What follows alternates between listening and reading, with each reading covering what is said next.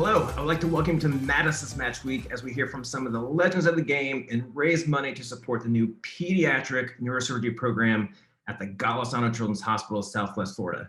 My name is Duane Chaney, founder of Madisen's Match, and today I'm super excited to be joined by a winner of 10 ATP Tour titles, including a victory over Nadal in the finals of Acapulco, reached a career high ranking of 11 in 2018, two-time Madisen's Match alumni, great friend of Madisen's Match, Sam Querrey. Thanks for having me. Sam, it's good to see you. Looks like you're a tough spot right now. I am on the tough island of Hawaii. We're here with my family for a week. I'm practicing. That way I don't feel as guilty just hanging around doing nothing. But it's been fun so far. We've been here for 4 days. We've got a few more days. And then I'm going back home for a week, and then I'm going to kind of start getting back into the swing of things and head over to Europe and start playing some warm-ups for the French Open, then the French Open, then some warm-ups for Wimbledon, and then kind of keep going throughout the U.S. summer. It's pretty just crazy to think about how, COVID and everything has kind of just turned schedules upside down, and I'm sure you've had to deal with a lot. And, it's just crazy just to think about, just where we were last year and how you've had to adjust. But again, just want to thank you for just taking a few minutes with us today. Really appreciate your time, especially, while you're on vacation. It really means a lot to us. And again, but also thank you for spending a couple of years with us at Madisen's Match. That really does mean a lot. You've really made it special for our participants and the people that got to meet you. And I understand, the demands of the tour. So to be able to stop and visit us in between Indian Wells and Miami, it really means a lot to me. So thank you for that. Oh, thank you. Like you said, I've been to Madisen's Match twice now. How many years have you guys had it? So we were going on 12. We had to cancel. Yeah, we had to cancel last year. So this would have been the 13th, but yeah. Yeah. But to be a part of it for 2 of the years has been amazing. I hope I can keep going. Obviously it's a when I've been on, it's been a 2-day event, and it's tennis, it's music, it's an auction, it's a pro-am. You guys have done such an amazing job of making it such a nice event to attract people that are, going to open their checkbook so we can, donate and generate a lot of money for the hospital. And I hope I can keep being a part of it. I hope you guys can grow it even bigger and bigger as the years go on. And, thank you to you for kind of making it run. And I really do hope it becomes just a great event for as many years as you can make it. Yeah, I mean, we definitely look forward to getting back out there. It's been, it was tough having to cancel the event last year, 2 weeks before. You kind of have all that lead up, and you have to cancel and kind of go through all that. But I think once we do come back next year, and we'll definitely have you back. But I think there's going to be the demand to see live tennis and just reconnect with the pros and more importantly, help kids with cancer. I think people are kind of really itching to kind of get back out in court. So. Yeah, I hope so. I mean, it's like you said, like COVID's been tough on everyone, and obviously it's playing tennis. I can't stand it. I can't stand with no fans, but there's a lot of things that COVID has affected, like Madisen's Match, which is more important than tournaments, and unfortunately for you guys, you had to cancel last year, like you said. You're not able to do it in person this year. So, COVID affects everything, and it affects, charitable causes like this, which is, one of the biggest downsides to it. Yeah, and the focus has been on COVID, but the number, especially here in Southwest Florida and really across the country, kids are still getting cancer. Kids are still getting sick with other things. So, while the focus has been on COVID, there's still a need for us to help kids with cancer. And yes, we'd much rather prefer to be on court, but we're going to do our best. We've got a great lineup of pros like yourself who are lending a few minutes of their time to share stories and just really encourage people to support the event. So again, appreciate all that you do for us.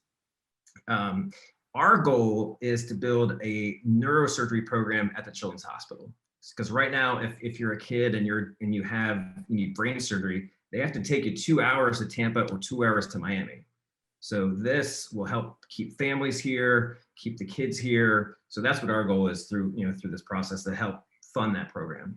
Yeah, and I hope that gets done. And since my last time at Madison's match, I've had a son. I've got a son named Ford who's 14 months old. So, thankfully he is healthy as can be right now. But I know if I was in that situation where something happened, you want the best treatment as close to your home. So I hope the goal can be reached to help everyone, in that neighborhood, so they don't have to make that difficult drive to 2 hours in either direction.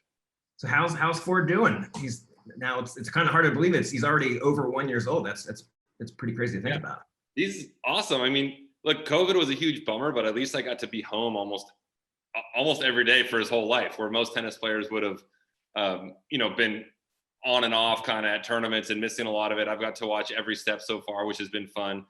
And he just wreaks havoc all day long. He's 14 months old. I'm looking at him right now, kind of over the computer, but he's outside just running on the grass. He tries to get in the pool every day. He grabs things and throws them. When he's awake, he moves around. He does not sit still for 1 second, but he's so much fun. He's a great eater. He's a great sleeper. And it's nice here. We've got 8 adults. We've got help to watch him, because it is, as you know, and people with parents, it's exhausting chasing a little human around the house all day. So what's more exhausting? A couple hours chasing around Ford, or 5 sets on clay with Nadal. I mean, It's not even close. It's chasing Ford around. Especially the tall guy, my back is always bent over a little bit trying to chase him around, and he's pretty thick. He's like 31 pounds, so he wants to be picked up all the time, and he's kind of strong. So I feel like when I'm using muscles that I don't use, trying to pry his little hands away. But it's definitely, when he goes down, I love the guy, but when he goes down at 7 p.m. for bed, it's a good feeling. You're like, whew, I need a second here to just sit down. Yeah, we had my cousin and his nieces come in town, and there was 5 and 3, and it was just 24/7, just trying to keep up with. So I understand. Yeah. So, I mean, I guess that's the blessing of the curse of COVID is kind of being able to, you've been able to have those special moments with Ford that you wouldn't have otherwise. I mean, that's kind of like a positive takeaway that, from the last year. Exactly. And that's kind of like the takeaway I'm kind of trying to look at. Like I said, outside of the trip to Australia, which was, a month away from him, I've been home basically every single day, minus a couple of the little tournaments. I haven't played as much as others, but, I've got to watch him start crawling and then start walking, and really kind of see the evolution of him growing up these first 14 months. And it's been really fun. I mean, he's at the age now where kind of I feel like as a dad, I'm kind of more involved and I can do more things with him. Yeah. Those first 6 months, it's a lot of time with the mom, but now he's starting to, pick up a ball and throw it. We've got plastic golf clubs. He kind of walks around just like they're nunchucks and hits things with them. But, you can get him to smile. The other day, we've now figured out how to clap and give high fives. So all those little things are just so like rewarding to see, and to be a new dad is like just really special. Those little fun things. That's awesome. I mean, we're really happy for you. Thank you. Yes, so it's like your first Madison match, you got a puppy. Your second Madison match, you had Ford. So, what's next after the next one? I know. Well, we've got a chocolate lab now too. That might have been the puppy that we got. Yeah, So we actually just moved to a new house like a month ago with a pool, and so now lab. She swims in the pool 3 hours a day. Yeah. Look outside, and she's floating around like a seal. So her life just got a lot better about a month ago. We have a 125-pound Great Pyrenees that loves water, so the pool knocks her out.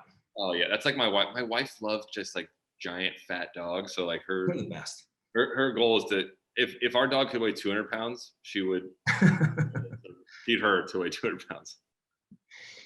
So I always like to get the backstory on like successful people, whether it's athletes or business.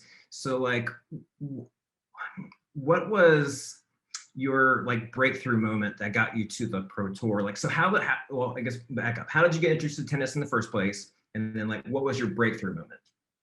So kind of long story short, I got interested in tennis when I was young. We lived near a tennis club. I would go there after school, and join in the programs, and we would play tennis and then hide and seek and then tag and do all the fun games that you do when you're 5 or 6. And I played baseball, basketball, football, soccer, tennis.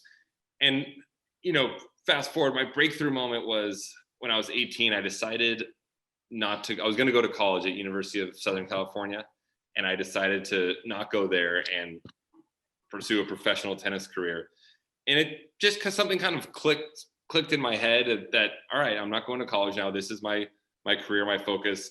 And really it was like that first day of practice, I was like, I kind of focused harder. I tried harder. I tried to do everything right to be the best I could. And I can't pinpoint on like why I did that or how it happened, but I just knew that, all right, I'm a pro now. Let's start practicing like a pro. And then fortunately quickly kind of rose in the rankings. And I'm a believer, if you go to practice every day and do everything right and work hard, like good results on the tennis court will come at times. You might have a stretch where you might lose early in tournaments, 6, 7, 8 weeks in a row. But if you put in that time and you do the right things, you're going to have these great moments where you win tournaments or make runs in majors.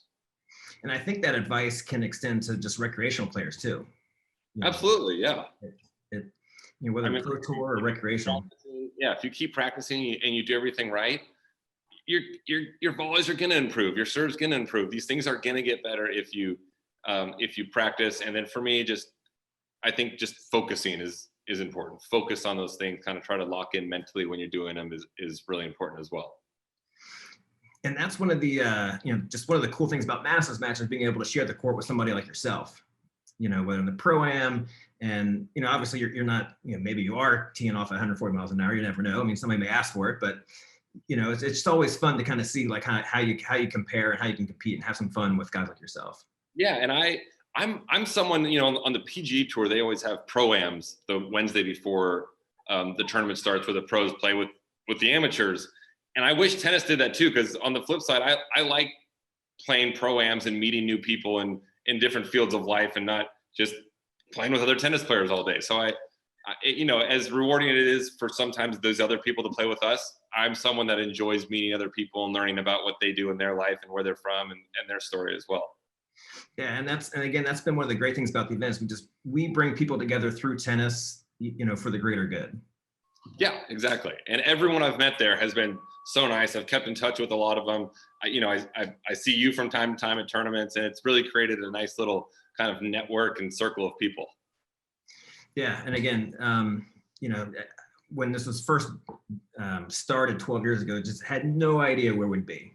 We share the story. We barely raised just a few $1,000s in the first year, and run around like crazy to try to make this thing happen. And just, it was a grassroots effort to just build over time. And, we've been able to do great things and get people like yourself involved. So, it's just, I think that's it's all about perseverance and working towards a greater good. Yeah. And, you guys have done a great job, and you never know where these things are going to take off. And now you guys have such a great reputation that if I'm with another player, it's like, oh, I'm doing Madison's match. People know what it is now. It's awesome. Not just like, oh, what is that? It's like, no, I got selected for Madison's match this year. It's kind of a fun thing, especially amongst the American players who are familiar with it and have been fortunate enough to play. So it's the reputation is building in a good way year after year. That's great to hear. So again, going back to like your early days, we had a call with Gully a couple days ago, and he was just sharing some incredible stories of all his time coaching Agassi and Sampras and Querrey. So who was like did you have like an inspirational player or somebody you looked up to, like as you were younger, coming up in the game? I didn't really have anyone when I was younger. I mean, I didn't watch a ton of tennis then. It wasn't until I was probably 14, 15, 16, when I started to get good at tennis, I started watching. And that's when like Roddick, and mostly Roddick, but James Blake and Marty Fish were in the rankings too. But Roddick was kind of the guy that I started watching as a teenager. And he was, at the time, he was the best American. He got to #1 in the world, and he was the guy that kind of like brought the new heat, like the new style game with like the massive serve and the massive forehand. And so, I'm not, he wasn't like necessarily like the inspiration for my game, but I loved watching him play. And he was kind of my favorite player to watch as a teenager.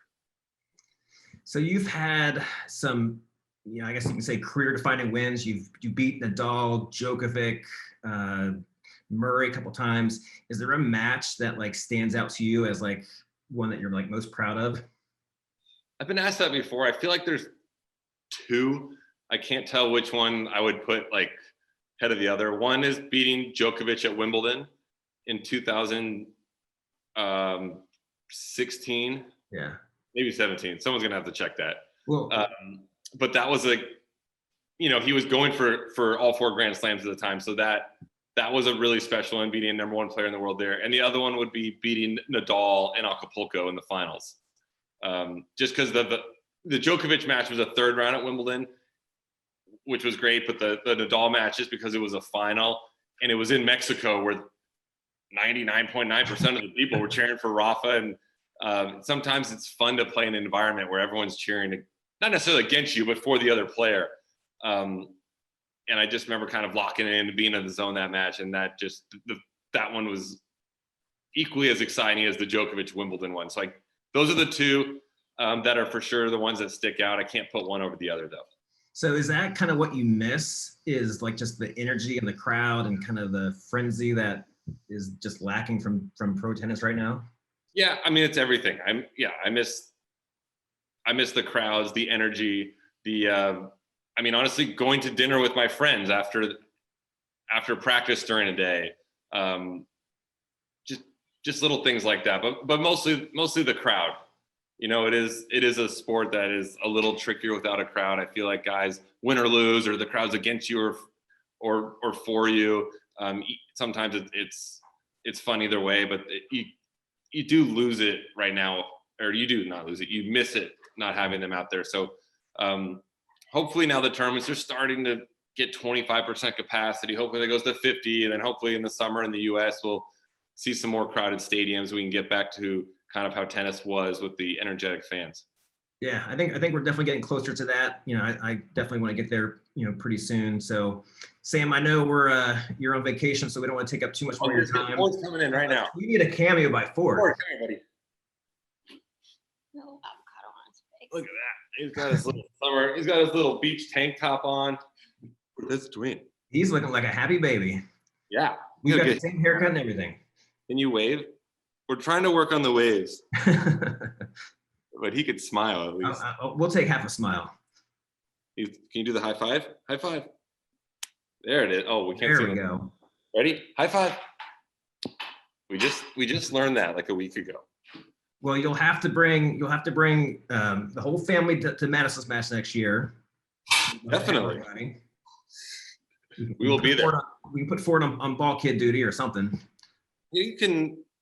I mean, if he can't do that, we can find a job for him somewhere. He can run around the court and annoy people. That would be his best. Well, Sam, again, thanks again. And thanks for kind of introducing to Ford to everybody. We're looking forward to seeing you next year. We'll be cheering you throughout the rest of the year. You got a bunch of great fans down here in Southwest Florida. So for everybody watching at home, remember, please visit our website at madisonsmatch.com to make a donation. Place a bid on some of our incredible auction items. Bidding is open until Friday, May 14th at 5 p.m. We need your support to fund the pediatric neurosurgery program at the Gala Children's Hospital of Southwest Florida. So Sam and Ford, any parting words to encourage everybody to bid? I mean, everyone go bid. It's for an amazing cause. I know it's a tough year, not as exciting doing a bid online as it is in person, but try to get over that, try to support the cause, and just know that next year when Madison's match is back in person, it's going to be the best event that it's been, in the 12 years of existence. So Sam, thanks again. Have a great time in Hawaii and safe travels for the rest of the year, and we'll be catching up soon. All right. Thanks for having me. Thanks. Talk later.